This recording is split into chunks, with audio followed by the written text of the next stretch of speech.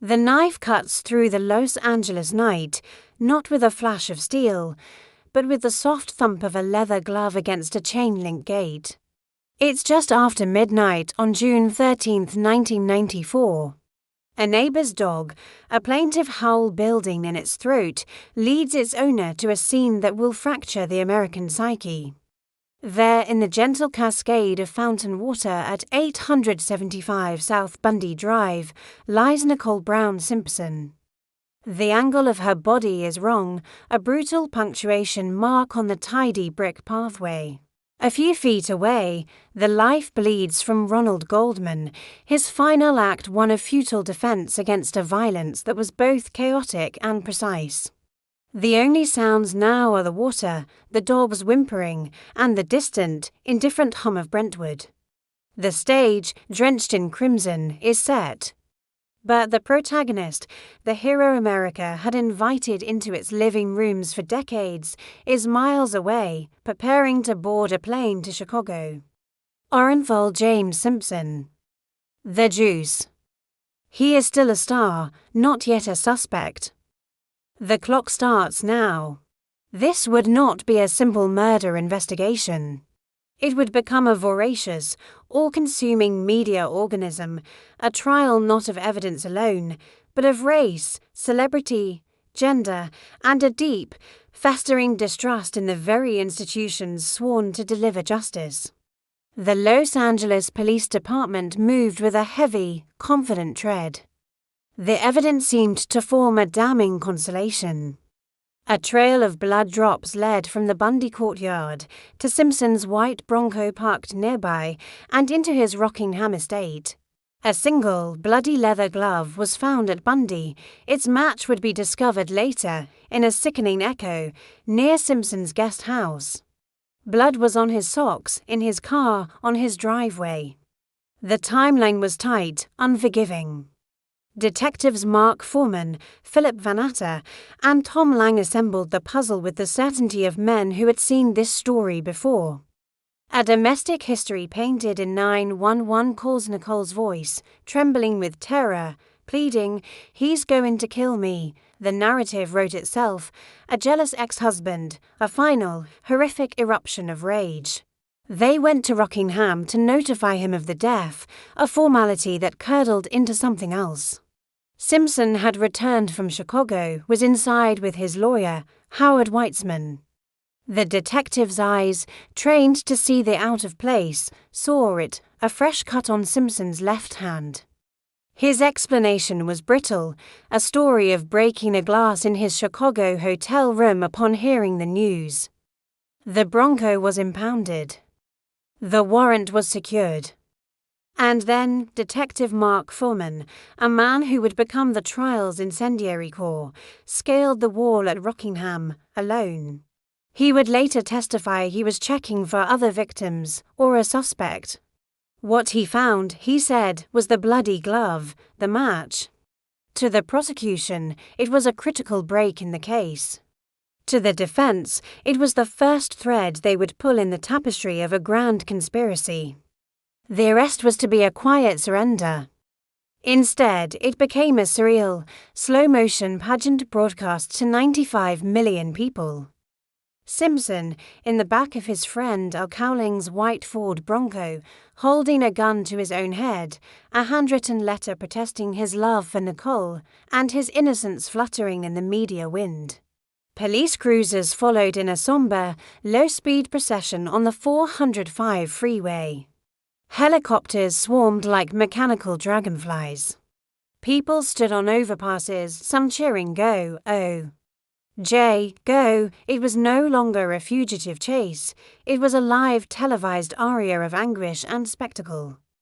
The country watched, mesmerized and divided, before it even heard a word of testimony. The trial, the people of the state of California v. Ronald James Simpson, was gavelled to order in a downtown Los Angeles courtroom under the stern gaze of Judge Lance Ito. The atmosphere was a peculiar hybrid of solemn court and chaotic sound stage. The prosecution team, led by the methodical Marsha Clark and the avuncular Christopher Darden, represented the state's power. They had the mountain of evidence. They had the story. Their case was built on the foundation of forensic science DNA, a technology then mysterious and potent to a jury. They would lay out a trail of blood that was, in their words, a virtual fingerprint placing Simpson at the scene. They would play the 911 tapes, forcing the jury to sit in the darkness of Nicole's fear. Darden would make the fateful decision to have Simpson try on the gloves. If it doesn't fit, Johnny Cochran would later thunder, "You must acquit," and in that moment, before the jury and the world, the gloves did not fit. The leather, shrunk by blood, strained over Simpson's hands, which were sheathed in latex. The simple, theatrical act became the trial's most enduring visual. For the defense was not merely defending the man, it was prosecuting an entire system. The Dream Team, a constellation of legal celebrity and tactical genius, was led by Johnny Cochran, whose oratory could sway souls. Alongside him, the fiercely intellectual Barry Scheck, the pugnacious Robert Shapiro, the sly F.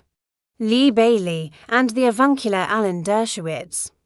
Their strategy was not to prove who did it, but to prove who could have done it their LAPD. They weaponized the recent, searing memory of the Rodney King beating and the riots that tore Los Angeles apart. They would put the LAPD itself on trial for racism, incompetence, and corruption. The heart of their attack was Detective Mark Fuhrman. In the hushed, tense atmosphere of the courtroom, the defense baited a trap. They asked other witnesses, over and over, if they had heard Fuhrman use a particular racial epithet. The prosecution, blind to the coming avalanche, objected but could not stop the line of questioning. The tension built for weeks. And then they sprung it.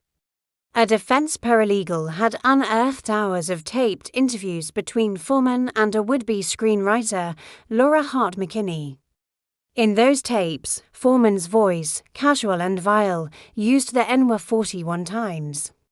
He spoke of fabricating evidence, of brutalizing minorities. "We have no niggers where I grew up," he said on the tape. The courtroom air was vacuumed out. Here was the embodiment of every fear the black community had about the police. When Fuhrman was recalled to the stand and, under oath, invoked his Fifth Amendment right against self-incrimination regarding whether he had planted the glove, the foundation of the prosecution's case crumbled into dust.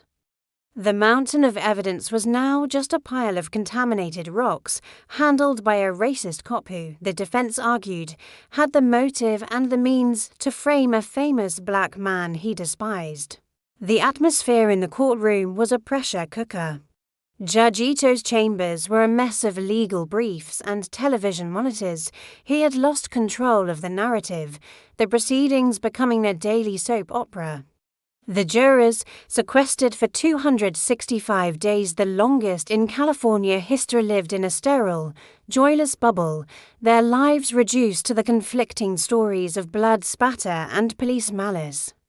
The world outside was a cacophony of talking heads, tabloid headlines, and fervent debate at every water cooler and dinner table. The case became a Rorschach test. What you saw in it revealed who you were, what you feared, what you believed about America. The closing arguments were epic, final sermons delivered to a congregation of 12. Marsha Clark, her voice raspy with exhaustion, pleaded with the jury to look at the mountain of evidence, to see Nicole and Ron, to trust the science. "He killed her because he could," she said, her words echoing in the silent room. "And who would know? He's O.J." Simpson, then Johnny Cochran, rose. He framed the case as a moral imperative. He invoked the ghost of the Holocaust, of injustice. He pointed not at Simpson, but at Fuhrman, at Van Atta, at the rush to judgment. He held the bloody glove, a relic now of doubt. "If it doesn't fit, you must acquit," he ended with a simple, devastating rhyme aimed at the mostly black jury. "If the glove doesn't fit, you must acquit." And if it doesn't fit, you cannot convict. The battle lines were drawn not in the law, but in the soul. On October 3, 1995, at 10 a.m.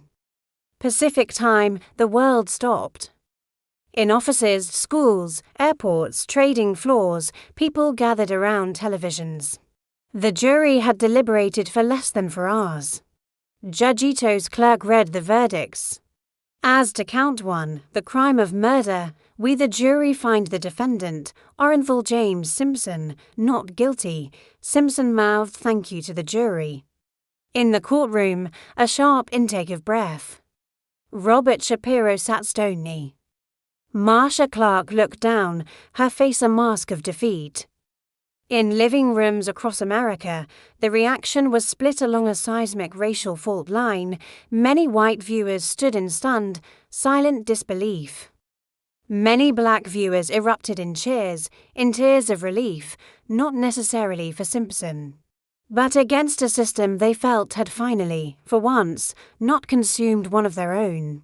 It was not a verdict of innocence, but a verdict of reasonable doubt in the storytellers, not the story. The camera followed Simpson out of the courtroom, a free man, but into a different kind of prison. He would later be found liable for the deaths in a civil trial, where the burden of proof was lower and the Fuhrman card held no power. He would spiral through scandal, armed robbery, and finally, incarceration in Nevada.